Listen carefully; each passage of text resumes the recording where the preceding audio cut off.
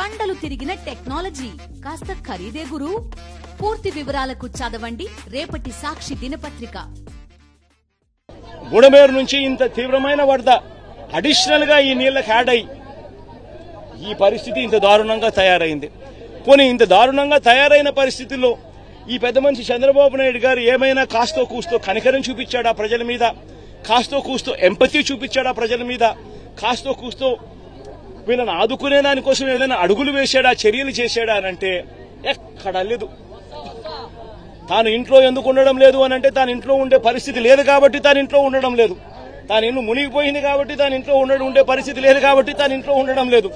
ఆ ఇంట్లో తాను ఉండకపోవడం కూడా ఏదో పెద్ద ఘనకార్యం అన్నట్టుగా ఇంట్లో నీళ్లున్నాయి కాబట్టి ఉండలేకుండా ఉండే పరిస్థితి ఉంది కదా అని చెప్పుకోలేక, అది చెబితే తనకు పబ్లిసిటీ రాదనే ఉద్దేశంతో కలెక్టర్ కార్యాలయం అంటాడు, కలెక్టర్ కార్యాలయంలో నేను ఉంటున్నానంటాడు, ప్రజల కోసమే అదే తానేదో ఉంటున్నట్టుగా బిల్డప్ ఇవ్వడం. నిజంగా ఎంత దుర్మార్గమేనంటే, పోనీ ఆ బిల్డప్ ఇచ్చే కార్యక్రమంలో అన్నా కానీ సిన్సియారిటీ అన్నా ఉందా అని అంటే అది సిన్సియారిటీ లేదు. మీరే చూస్తా ఉన్నారు, ఈ కాలనీ ఈరోజు చూస్తారు, సింగ్నగర్ చూస్తా ఉన్నారు, ఎక్కడికన్నా పోండి విజయవాడలో ఏ కాలనీ అన్నా తీసుకోండి ఇదే పరిస్థితి కనిపిస్తా ఉంది.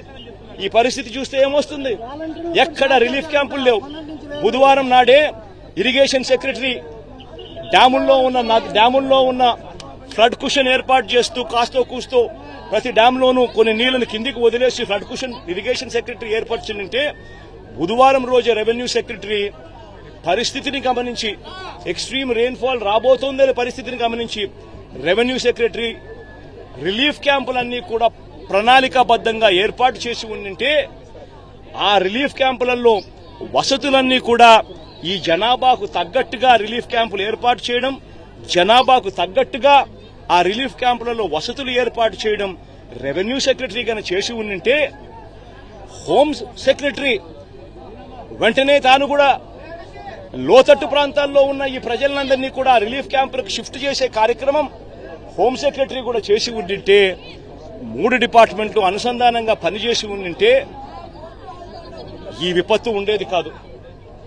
మా హయాంలో, మా ప్రభుత్వ హయాంలో గోదావరి జిల్లాలో వరదలు వస్తే 42,000 మంది జనాభా, 40,000 మంది జనాభా ఉంటే 36,000 మంది పైగా రిలీఫ్ క్యాంపులలో ఉండేవాళ్ళు.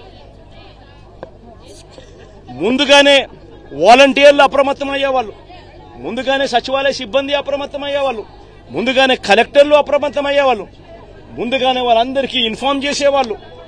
వాలంటీర్లు దగ్గరుండి తలుపు తట్టి మరీ ప్రజలను తీసుకొని పోయి రిలీఫ్ క్యాంపుల్లో పెట్టేవాళ్ళు. రిలీఫ్ క్యాంపుల్లో పెట్టడమే కాకుండా వాలంటీర్లు ప్రతి సందర్భంలోనూ చెయ్యి పట్టుకుని ప్రజలకు కావలసిన సహాయ సహకారాలు అందిస్తూ వచ్చేవాళ్ళు. మా హయాంలో ఏం జరిగేది? ఈ మాదిరిగా ఆర్భాటం లేదు. చంద్రబాబు నాయుడు మాదిరిగా ఈ మాదిరిగా ఇళ్లలోకి నీళ్లు దూరాయి కాబట్టి, ఇళ్లలో నీళ్లు వచ్చాయి కాబట్టి పబ్లిసిటీ అని చెప్తూ కలెక్టర్ కార్యాలయంలో నేను మాడుకుంటున్నాను, రాత్రి 2 గంటలకు ప్రెస్ మీటు, రాత్రి 3 గంటలకు ప్రెస్ మీట్, ఎందుకంటే నిద్ర రాదు కాబట్టి ప్రెస్ మీటు అని చెప్పి ఇట్లాంటివి ఉండేటివి కాదు. కలెక్టర్లకు క్లియర్ కట్ గా మెసేజ్ పోయేది, వారం రోజులు మీకు టైం ఇస్తా ఉన్నా, వారం రోజుల తర్వాత మేము వస్తాము, వారం రోజుల తర్వాత స్వయంగా నేనే ముఖ్యమంత్రి హోదాలో నేను వస్తాను, నేను వచ్చేసరికి ఏ ఒక్కరు కూడా ఫలాని రకంగా నష్టం జరిగింది, ఫలాని కలెక్టర్ మాకు సరిగ్గా పలకలేదు, ఫలాని కలెక్టర్ మాకు సరిగ్గా పనిచేయలేదన్న మాట రాకూడదు అని చెప్పి గట్టిగా ఇన్స్ట్రక్షన్స్ ఇచ్చేవాళ్ళం. నేను చెప్పిన తర్వాత కలెక్టర్లకు కావాల్సిన సహాయ సహకారాలు అందిస్తూ వెంటనే TR27 కింద కలెక్టర్ అకౌంట్లలోకి డబ్బులు పడిపోయేటి.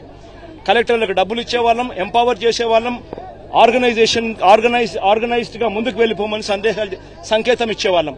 వెంటనే కలెక్టర్ యాక్టివేట్ అయ్యేవాడు, వాలంటీర్లను యాక్టివేట్ చేసేవాడు, సచివాలయ సిబ్బంది యాక్టివేట్ అయ్యేది.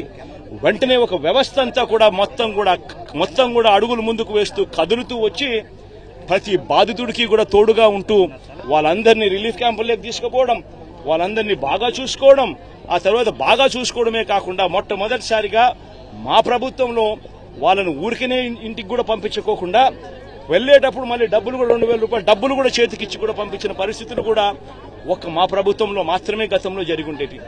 ఒకసారి గమనించమని అడుగుతా ఉన్నా, అప్పట్లో జరిగిన పరిస్థితులు ఏమిటి, అప్పట్లో ఏ రకంగా మేనేజ్మెంట్ జరిగింది, ఇప్పుడు ఏ రకంగా మేనేజ్మెంట్ జరుగుతా ఉంది అనేది గమనించమని అడుగుతా ఉన్నా. ఒకసారి కృష్ణలంక వెళ్లి అక్కడ ఒకసారి ఆ గోడ మీద నిలబడి ఒకసారి చూస్తే మీ అందరికీ ఆశ్చర్యం కలిగించే పరిస్థితి వస్తుంది. ఆ గోడ చూస్తే నేను మొన్న వచ్చేటప్పుడు ఆ గోడ మీద మొన్న వచ్చేటప్పుడు ఆ బ్రిడ్జ్ మీద నుంచి వచ్చేటప్పుడు కృష్ణలంక ప్రాంతం అంతా వాళ్ళంతా ప్రజలందరూ వచ్చి కూడా నన్ను ఆపి కేవలం థ్యాంక్ యూ చెప్పడానికి ఆపారు. ఆ ఒక్క గోడ ఈ కృష్ణలంకకి ఇరువైపున ఉన్న ఈ గోడ ఒక్క గోడ దాదాపుగా 500 కోట్ల రూపాయలు ఖర్చు చేసి మన ప్రభుత్వంలో మనం కట్టినందువలన ఈరోజు దాదాపుగా అక్కడ ఉన్న దాదాపుగా మరో 3 లక్షల మంది ఈరోజు దాదాపుగా అందరూ కూడా సేఫ్ గా ఈరోజు పడుకోగలుగుతా ఉన్నారు. నిజంగా నా గోడేగానే లేకపోయిందంటే అసలు ఇంకా ఎంత దారుణంగా పరిస్థితులు ఉండేదో అర్థం చేసుకునే దానికి కూడా ఆశ్చర్యం కనిపించే విధంగా ఉండేది.